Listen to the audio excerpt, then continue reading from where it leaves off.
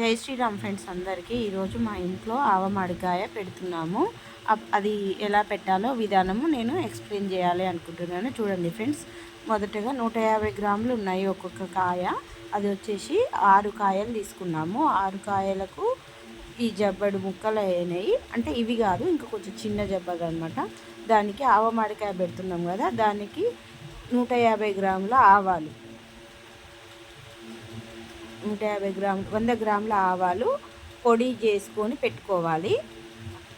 150 గ్రాములు తీసుకున్నాం కదా, అందులో 50 గ్రాముల ఆవాలేమో పోపులకి, 100 గ్రాములేమో ఆవ పొడి చేసుకోవడానికి పెట్టుకోవాలి. ఈ నూనె ఎలా పోపు చేసుకోవాలంటే, పచ్చడకు మంచి మీడియం ఫ్లేమ్లో నూనెను బాగా మరిగించిన తర్వాత, నూనె మరిగింది అన్న తర్వాత స్టవ్ ఆఫ్ చేసి అప్పుడు పోపు దినుసులు వేయాలి. పోపు దినుసులు ఆవాలు, జీలకర్ర, కొన్ని మెంతులు, కొన్నేమో మిరపగింజలు వేయాలి ఫ్రెండ్స్. వేసిన తర్వాత పొయ్యి నుంచి కిందికి తీసిన తర్వాత ఈ ప్రాసెస్ చేయాలి.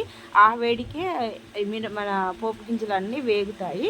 అది కొంచెం చల్లారుతున్న తర్వాత మనం ఆవపొడి చేసుకున్నాం కదా, ఆవపొడి మనం చేసుకున్న 100 గ్రాముల ఆవపొడి ప్లస్ ఒక 3 స్పూన్ల జీలకర్ర మెంతుల పొడి మిక్స్ కూడా వేసుకోవాలి ఫ్రెండ్స్. ఇలా వేసుకున్న తర్వాత మంచిగా కలుపుకోవాలి. ఈ వేడిగా ఉన్నప్పుడే, ఈ నూనె వేడిగా ఉన్నప్పుడే మన కాయలు కొట్టేటప్పుడు జీడి వస్తుంది కదా ఫ్రెండ్స్, ఆ జీడిని మంచిగా తూర్చుకొని చిన్న చిన్న ముక్కలు కట్ చేసి నూనె వేడిగా ఉన్నప్పుడే వేసేసుకోవాలి. అట్లయితే కొంచెం మంచిగా గోలుతాయి అన్నమాట జీడి. ఆ జీడి ఆరోగ్యానికి ఎంతో మంచిది ఫ్రెండ్స్. చూడండి, ఇలా ప్రాసెస్ చేసిన తర్వాత కొంచెం చల్లారనివ్వాలి దాన్ని.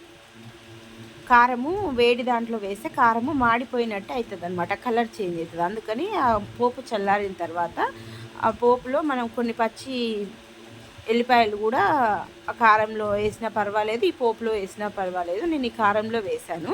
ఈ 6 కాయలకు మనకు 1/2 కేజీ కారం పట్టింది ఫ్రెండ్స్. మేము 3 మ్యాంగో కారం తీసుకున్నాము. చూడండి, ఇలా ఎల్లిపాయలు, పచ్చి ఎల్లిపాయలు, ఈ కారము, జీలకర్ర మెంతుల పొడి, ఆవ పొడి, పోపు అంతా మంచిగా ఒక నూనె అంతా కలిసేలాగా కలుపుకోవాలి ఫ్రెండ్స్. ఇది ప్రాసెస్ అనేది గరిటెతో కలిపితే మంచిగా సాటిస్ఫాక్షన్గా ఉండదు నాకైతే, అందుకని నేను చేయితోనే కలుపుతాను. చేయితో కలిపిన తర్వాత మొత్తం కలుస్తుంది మంచిగా నీట్గా, అంత ఉండలు లేకుండా. ఉప్పు కూడా కొంచెం అంతా కరగాలి, కరిగితే బాగుంటుంది. లేకపోతే అక్కడక్కడనే గడ్డలు గడ్డలుగా ఉండి పచ్చళ్ళలో ఒక దగ్గర ఉప్పు సరిపోతుంది, ఒక దగ్గర సరిపోదు. అంటే మనం పచ్చడి పెట్టినాక 3 డేస్ తర్వాత మళ్ళీ కలిపి పెట్టుకుంటాం, కానీ ఫస్ట్ ఇలా కలిపితే అసలు టేస్ట్ అనేది మంచిగా ఉంటుంది.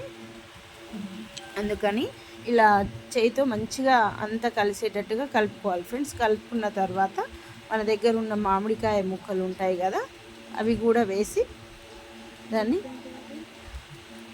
ఉప్పు 1 కేజీ కారం ప్యాకెట్కి కేజీన్నరనేమో మన మిక్సీలో వేసుకునేటప్పుడు పడుతుంది. అంటే నేను 1 కేజీ కారం ప్యాకెట్ తీసుకొని 2 పచ్చళ్ళు పెట్టుకున్నాను, అదే అందుకోసమని చెప్తున్నాను. 1/2 కేజీ మాత్రమే ఇందులోకి తీసుకున్నాను. ఉప్పు 1 కేజీ కారం ప్యాకెట్కి కేజీన్నర పడుతుంది. ఇంకా కొన్నేమో మన జీలకర్ర మెంతుల పొడి, ఆవ పొడి, అల్లం పచ్చళ్ళు పెట్టేటప్పుడు అల్లం పచ్చడికి కూడా మనము ఉప్పు వేసి రుబ్బుకోవాలి,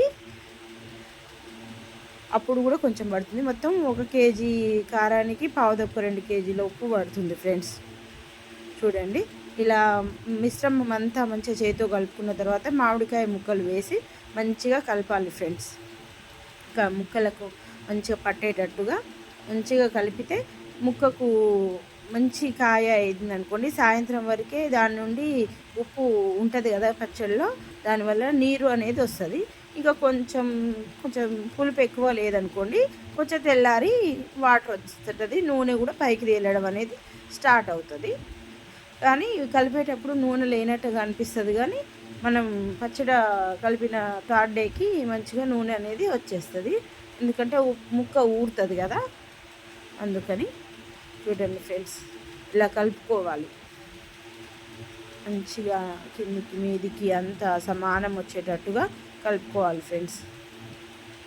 ఇలా కలుపుకుంటే పచ్చడి అంతా ఒకలాగా ఒకే రకమైన టేస్ట్ వస్తుంది.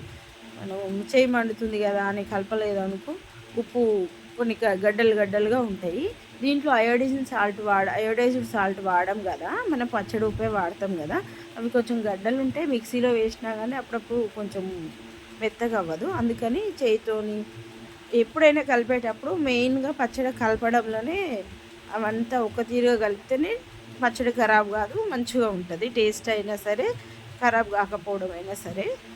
చూడండి ఫ్రెండ్స్, ఇలా కలుపుకున్న తర్వాత మనం తయారు చేసుకున్న మిశ్రమం అనేది, కారం మిశ్రమం అనేది ప్రతి ఒక్క ముక్కకు పట్టేటట్టుగా మంచిగా కలపాలి ఫ్రెండ్స్. ఫస్ట్ కలపడం అనేది మెయిన్ పాయింట్. ఇట్లా చెయ్యి పెట్టి అయినా సరే కానీ మంచిగా ప్రతి ముక్కకు పట్టేటట్టుగా కలపాలి. కలిపితే ముక్క కూడా ఉప్పు ఉండి ఊరుతుంది. ఊరడం స్టార్ట్ అయితేనే మనకు ఇందులో ఆయిల్ అనేది బయటకు వస్తుంది, ఇక టేస్ట్ ఉంటుంది. చూడండి ఫ్రెండ్స్, ఇలా మంచిగా కలుపుకున్న తర్వాత మేము జాడీకి ఇలా ఎవరమైనా, మేమనే కాదు ఎవరమైనా అలా మంచిగా కడిగి బొట్లు పెట్టి మంచిగా మనకి ఇష్టమైన దైవాన్ని మొక్కుకుంటూ పచ్చడిని జాడీలోకి ఎత్తుకోవాలి. ఇలా ఎత్తుకున్న తర్వాత ఇంకా అందరికీ తెలిసింది, అందరికి ఇష్టమైంది. మన ఇంట్లో ఆ రోజు ఒక గ్లాసు బియ్యం ఎక్కువ పోసి మరీ వండుకుంటాము. ఎందుకంటే ఇది పచ్చడి అయిపోయాక ఈ అన్నం అందరం తినాలి కాబట్టి, అందరూ దీనికోసమే ఎదురు చూస్తారు కాబట్టి. చూడండి ఫ్రెండ్స్, ఎంత బాగుందో కలర్ఫుల్గా. టేస్ట్ కూడా చాలా బాగుందండి. ఆవపిండి కొంచెం బాగుంటుంది. ఆవకాయ పచ్చడి ఎందుకోసము అంటే ఇప్పుడు వర్షాలు స్టార్ట్ అవుతాయి కదా, అప్పుడు తినాలి ఫ్రెండ్స్. ఓకే.